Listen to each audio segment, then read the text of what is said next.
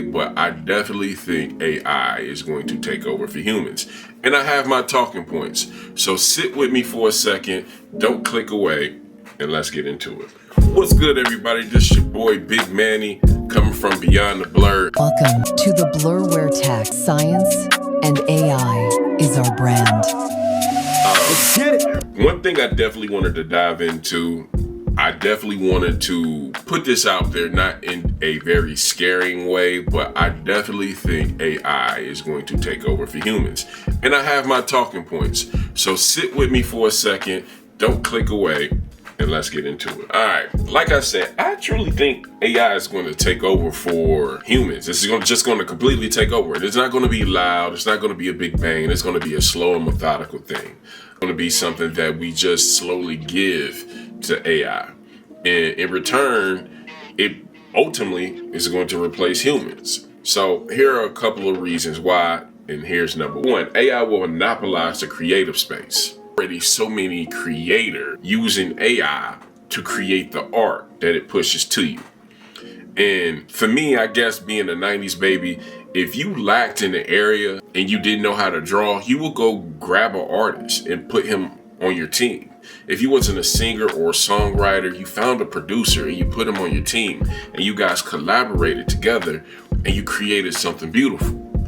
See, what AI has done now is allow people to circumvent that networking and that process, and ultimately you're just going to end up having the same thing that he had and she had. We're pumping the system with so much AI garbage that basically it's all going to start looking the same. So, number one, I definitely think that AI will monopolize the creative space. People will bypass paying the artists by using AI. This will destabilize the creative economies.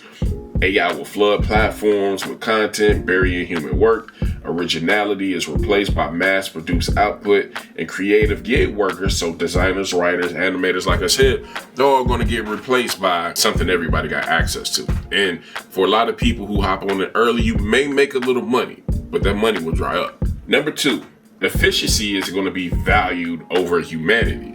I'm a human. I break down. I get sick. I have bad days. AI does not. And that's a part of the problem. The AI doesn't need a break. It doesn't need health care, or it doesn't need sleep. We do. You're literally making it easier for them to learn what our weaknesses are and take over in those areas where basically we're not even really needed.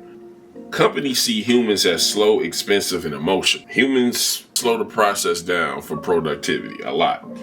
Productivity is tracked by algorithms, and you're being measured by a machine. Imagine walking into work and being replaced by AI. And not everybody's going to get replaced by AI. Your HR department once was a human that made the decision whether a person gets fired or not. Imagine if you have AI that can think logically, efficiently, and soulless. It'd be a better way to go for the boss man to just click a button, put the scenario in, and you're out. It sounds very sci-fi.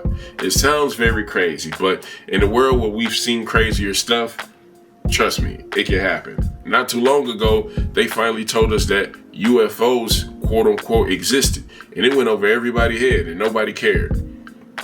I wonder why. Data is the new resume. Every click, voice, and behavior trains AI to copy you. If you go to ChatGPT right now, or any AI platform that allows you to text to speech, and you say, tell me everything you know about me, in the most beautiful, poetic way, it would tell you everything that you don't like, what your strengths are, what your weaknesses are, and that's scary. That tool that was supposed to be just that, a tool, is now telling you who you are from a data point of view. And that data is somewhere on a server being collected by people that owns the IP of it. So you're basically just handing it over to somebody that you don't know and you're never going to meet. AI doesn't need to understand, it just predicts. Now, humans been trying to predict things since the dawn of time. And I don't mean the Super Bowl, the stock market, the things that really move the economy.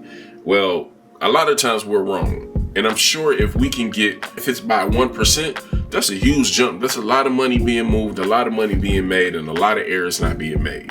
So why would a human be in that situation where it's making a decision versus the loss of human purpose. Now, this is a big one. Now, a lot of people, as of right now, have something that they want to do, and that thing makes them happy. You might be trying to make money with music, so you're going to a platform like Suno. But that's not what makes you happy. Making money makes everybody happy, but you're trying to find a side gig. It's a side gig for you, but it's a passion for somebody else. So where I make music that you're hearing in the background right now, I made that. I took time to study music theory, FL Studio, and I put that together to score this specific music to be introspective and all of those things. Well, what happens when now a person can come in and make 1,000 songs and slap it on the Spotify, and Spotify allows it? Now what you're doing is taking money out of the pocket of the producer who trained to do so and lining your pockets, and it's only temporary because the thing that you're most passionate about is going to go bye-bye because somebody's going to use AI for that. So it becomes a dog economy, I guess, but the reality is we're doing it to ourselves live and in 4K. It's just, like I said, it's a slower takeover, and we're going to realize that we have nowhere to go to find peace because AI has occupied it. Just to close this out, we're not being replaced by AI because it's better. We're being replaced by ourselves out of convenience and cost cutting. We're always trying to cut costs. If you could cut costs as a CEO, you're one of the best CEOs in life. And that's what we're trying to essentially do with AI, is find a cheap way to cut costs. And we're trying to find a cheap way to make money. We don't want to put in the work no more. We don't want to learn the thing. We don't want to get the expertise. We want something to step in for us and do the work. The scariest part about all this is helping it happen and then calling it progress. When you look at a lot of these people who are creating these AI infrastructures, they're shocked that we are trusting it as much as we trust in it. We don't even have solid laws for this yet. And we're just giving away our power to AI.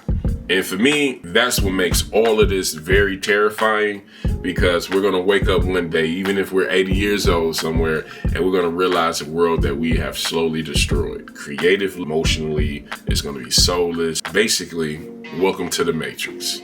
If you like what I was saying, make sure you subscribe. I will be coming out with more content like this. It's going to get better. The visuals is going to get better, and that's going to happen all within 48 hours. So if you're rocking with your boy and you still made it here, help me out. I got 8 subscribers. All I'm trying to do is get to 1,000 subscribers. Help change my life. You can do it with a click. Other than that, I'm out.